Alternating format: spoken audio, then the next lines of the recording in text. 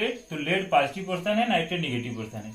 अब नाइट्रेट पर कितना माइनस चार्ज है और ये जो कैटायन है इस पे कितना पॉजिटिव चार्ज है, अगर ये हमको पता हो तो हम लोग फार्मूला बहुत आसानी से लिख सकते हैं।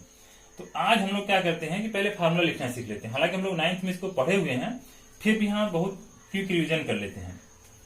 तो अगर हम लोग फटाफट करें तो कुछ जो इस चैप्टर में कुल जो 5 चैप्टर है केमिस्ट्री के, बार बार जब आएंगे तो थोड़ा सा है, 5 मिनट का है, तो हम लोग जो आयंस हैं उन आयंस को कुछ इस तरह से बांट देते हैं। तो जो आयंस है इसको हम लोग एक तरफ पॉजिटिव ले लेते हैं, एक तरफ निगेटिव ले लेते हैं। निगेटिव वालों को हम लोग एसिडिक रेडिकल्स भी बोलते हैं, पॉजिटिव वालों को हम लोग बेसिक रेडिकल्स भी बोलते हैं। अब पॉजिटिव वाले में जो कॉमन है, जैसे कि ये हाइड्रोजन है, ये सोडियम है, ये पोटेशियम है, ठीक है। और ऐसे ही मान लीजिए जहां पर सिल्वर आएगा वहां पर हम लोग उसको भी हम लोग एजी पर +1 ही लिखेंगे। लेड जहां पर आएगा उसको हम लोग +2 याद करेंगे, हालांकि लेड पर +2 +4 भी हो सकता है। और एक हम लोग लिख लेते हैं अमोनियम आयन। ये सब मोनोएटॉमिक है, ये पॉलीएटॉमिक है। और वैसे ही हम लोग लिख सकते हैं मैग्नीशियम पर +2 चार्ज है, कैल्शियम पर +2 चार्ज है, बेरियम पर +2 चार्ज है, ठीक है। और एल्युमिनियम पर +3 चार्ज है। ये पॉजिटिव हैं। इतने अगर हम लोगों को याद हो गए। और निगेटिव वाले, तो निगेटिव वाले में अगर हम लोग देखें तो निगेटिव वाले को हम लोग 2 कैटेगरी में डिवाइड कर देते हैं। 2 कैटेगरी में कुछ ऐसे, जैसे ये हम लोग मोनोएटॉमिक कर देते हैं। यहाँ पर भी एक पॉलीएटॉमिक थे, बाकी मोनोएटॉमिक थे, तो यहाँ पे ज्यादा था नहीं इसलिए हमने डिवाइडेशन नहीं किया। मोनोएटॉमिक, जो मोनोएटॉमिक होंगे, तो मोनोएटॉमिक जो होंगे उनकी खास बात ये होगी कि उनकी जो एंडिंग होगी आइड्स होगी। जैसे अगर हम लोग लिखें Cl पर माइनस, तो इसका नाम होगा क्लोराइड, क्लोराइड। अब जैसे ये है तो इसका नाम होगा फ्लोराइड। ऐसे ही ये ब्रोमाइड होगा, ये आयोडाइड होगा। और अगर इसी में देखें तो ऑक्सीजन पर -2 होगा, इसका नाम ऑक्साइड होगा। वैसे ही अगर सल्फर पर -2 होगा तो इसका नाम सल्फाइड होगा। सबकी एंडिंग आईडी से होगी, ये ध्यान देना है, सल्फाइड होगा। ऐसे ही अगर नाइट्रोजन पर -3 तो इसका नाम नाइट्राइड होगा। तो कुछ एग्जाम्पल हैं जो कॉमन हैं, ये बार बार आते रहेंगे। पॉलीएटॉमिक में अगर देखें हम लोग तो जैसे मान लीजिए यहाँ पर हमने भी लिखा था नाइट्राइड, ठीक है, नाइट्राइड लिखे हैं, सल्फाइड लिखे हैं। लेकिन अगर हम लोग ये SO4 पर -2 चार्ज करें तो ये हो जाएगा सल्फेट। और अगर SO3 पर -2 चार्ज करेंगे तो ये हो जाएगा सल्फाइड। तो अब यहाँ ध्यान देना है कि ये सल्फाइड आईडी अलग है, आईटी अलग है और एटी अलग है। वैसे जैसे NO3 पर माइनस है तो इसका नाम होगा नाइट्रेट। और अगर NO2 पर माइनस है तो इसका नाम होगा नाइट्राइट। वैसे ही है CO3 पर अगर माइनस है, 2 चार्ज है तो इसका नाम होगा कार्बोनेट। अगर SCO3 पर -1 चार्ज है तो इसका नाम होगा बाई कार्बोनेट, या इसी को हम लोग हाइड्रोजन कार्बोनेट भी बोलते हैं, ठीक है। ऐसी OH पर माइनस है जिसका नाम होगा हाइड्रोक्साइड। इसलिए हमें पहले बता दे रहे हैं कि हम लोग केमिकल इक्वेशन जब बैलेंस करना शुरू करेंगे तो ढेर सारे फार्मूले आएंगे। अब फार्मूला लिखना अगर नहीं आएगा तो फिर वहीं पर सब गड़बड़ हो जाएगा। तो अब जैसे इसमें से कहीं से भी उठा लें हम लोग, मान लीजिए हमको कैल्शियम हाइड्रोक्साइड का फार्मूला लिखना है या सोडियम हाइड्रोक्साइड का फार्मूला लिखना है। तो सोडियम हाइड्रोक्साइड, तो सोडियम पॉजिटिव पोर्शन है तो Na पर प्लस, और हाइड्रोक्साइड ये रहा OH पर माइनस। अब ये दोनों क्या है, बराबर चार्ज है, तो इसलिए इसका फार्मूला हो जाएगा NaOH।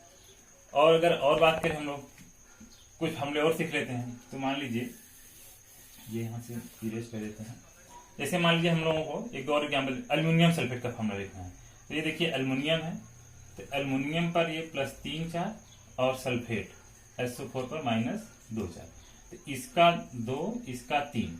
अब इस 3 का मल्टीप्लीकेशन केवल S में नहीं करना है, इस पूरे में करना है, और इस 2 का मल्टीप्लीकेशन इसमें करना है। तो इसका फार्मूला हो जाएगा Al2। अब क्योंकि 3 का मल्टीप्लीकेशन इस पूरे में करना है तो हम लोग को इसको Al2SO4 थ्राइस ऐसे लिखना पड़ेगा, ठीक है ना। तो Al2SO4 थ्राइस इसी तरह से, तो इसी तरह से सारे फार्मूले बनते जाएंगे। कुछ और हम लोगों को इनके अलावा कुछ अलग से आयंस याद करने पड़ेंगे। कहीं कहीं पर एनसीईआरटी में यूज है, हालांकि वो जरूरी तो है ही। तो इन आयंस के अलावा कुछ और आयंस हैं, जैसे मान लीजिए आयरन है, तो ये जो थे अभी तक हम लोग लिखे हैं ये फिक्स वैलेंसी थी, यहाँ पर भी ये फिक्स वैलेंसी थी। हालांकि लेड के केस में वेरिएबल वैलेंसी थी। तो बहुत सारे ऐसे हैं मेटल्स हैं जो डी ब्लॉक में है, उनकी वैलेंसी जो होती है वो वेरिएबल होती है। जैसे आयरन है तो आयरन पे +2 भी हो सकता है और आयरन पे +3 भी हो सकता है। जब +2 रहेगा तो इसकी जो एंडिंग होगी अस होगी। जितने भी होंगे अगर लोअर वैलेंसी के साथ रहेंगे तो अस होगा, हाइयर वैलेंसी होगी तो इक होगी। हालांकि ये पुराना पैटर्न है, नए पैटर्न में इसका जो नॉमेनक्लेचर वो अलग टाइप से है। जैसे इसका, तो इसका नाम होगा फेरस। ये फेरस है और ये फेरिक है। हालांकि अगर नए पैटर्न में देखेंगे तो इसको नए पैटर्न में ऐसे लिखते हैं, आयरन लिखते हैं और ब्रैकेट में ऐसे सेकंड बना देते हैं, और इसको लिखेंगे आयरन लिखेंगे और ब्रैकेट में ऐसे थर्ड बना देंगे। तो ये दो एक एग्जाम्पल है। वैसे ही ये कापर है, कापर में भी ये क्यूप्रस होगा और ये क्यूप्रिक होगा, या इसको भी वैसे कापर फर्स्ट कापर सेकंड लिखेंगे। अब जैसे क्यूप्रिक ऑक्साइड बोलेगा तो उसका फॉर्मूला अलग होगा, क्यूप्रस ऑक्साइड बोलेगा तो उसका फॉर्मूला अलग होगा। फॉर एग्जाम्पल अगर हम लोग क्यूप्रस ऑक्साइड बोलेगा तो क्यूप्रस ऑक्साइड अगर बोलेगा तो क्यूप्रस ऑक्साइड का फॉर्मूला Cu, अब अस वाला लेंगे +1, और ऑक्साइड का भी हम लोग देखे थे, यहाँ पर ऑक्साइड ये है तो ऑक्साइड का ये -2, तो इसका फॉर्मूला जो होगा वो होगा Cu2O। और जबकि क्यूप्रिक ऑक्साइड की बात करें तो Cu को +2 और ऑक्सीजन को -2, तो ये क्या होगा CuO होगा, क्योंकि दोनों बराबर है तो ये CuO होगा। तो ऐसे ही ये कापर हो गया, आयरन हो गया, और भी एग्जाम्पल देख लेते हैं तो बहुत ही, लेकिन जो जो कॉमन है वो करेंगे। एक जगह मेटलर्जी वाला जब चैप्टर हम लोग पढ़ेंगे तो वहां पर मरकरी का ऑक्साइड आया है, तो मरकरी में भी दो होते हैं, एक होता है मर्क्यूरस और एक होता है मर्क्यूरी। वैसे ही स्टैनस है और स्टैनिक है। तो ये कुछ एग्जाम्पल्स थे। वैसे लेड है, लेकिन हम लोग इस चैप्टर में याद रखेंगे कि क्योंकि एनसीईआरटी में इस तरह से बहुत ज्यादा दिया नहीं है 10th लेवल पे, तो हम लोग क्या करेंगे याद रखेंगे कि लेड पर +2 होता है, हालांकि लेड पर +4 भी हो सकता है। तो ये कुछ आयन समूहों को याद रहेंगे तो हम लोगों के चैप्टर को कवर करने में आसानी होगी। जैसे भी हम लोग बात करें, जैसे फेरस क्लोराइड है, फेरिक क्लोराइड है, फेरस सल्फेट है, फेरिक सल्फेट है, तो सबके फॉर्मूले अलग अलग होंगे। बस हम लोग को क्या करना है कि कुछ जो 10 या 15 रहे होंगे वो निगेटिव आयन से पॉजिटिव आयन याद करने हैं। दोनों के जो चार्जेस हैं उनको हम लोगों को बैलेंस कर देना है। तो हम लोग फार्मूला लिख लेंगे, और इस चैप्टर में अगर फार्मूला लिखने आ गया तो आपका कॉन्फिडेंस बना रहेगा। अब फार्मूला ही लिखने नहीं आएगा तो कॉन्फिडेंस थोड़ा गड़बड़ हो जाता है। और जब भी हम लोगों को केमिकल रिएक्शन लिखना है तो हम लोगों को एक चीज और ध्यान रखना है कि जैसे कोई अगर हाइड्रोजन आपसे बोला गया लिखने के लिए तो आप हाइड्रोजन ऐसे नहीं लिखेंगे, आपको हाइड्रोजन H2 लिखना पड़ेगा। जो जैसे एग्जिस्ट करता है वैसे लिखना है। अब देखिए यहाँ पर अगर थोड़ा सा और जानना चाहें तो ये हाइड्रोजन जो है ये एलिमेंट वर्ड हम लोग वहां यूज करते हैं जहां पर वन काइंड ऑफ एटम होता है। जैसे हाइड्रोजन है तो ये भी एलिमेंट कह सकते हैं, इसको भी एलिमेंट कह सकते हैं। ये हाइड्रोजन का एटम है, हाइड्रोजन का मॉलिक्यूल है।